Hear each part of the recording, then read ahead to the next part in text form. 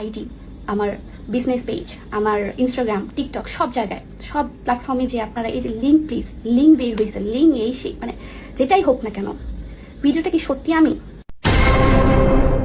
না, ভিডিওতে তুমি ছিলে না, ভিডিওতে ছিল তোমার নানি। আমাদের চোখে পড়ছে ছানি। আমরা এখন চোখে কম দেখতেছি, তাই সবাই আমরা এখন চোখের ডাক্তার দেখানোর জন্য যাইতেছি।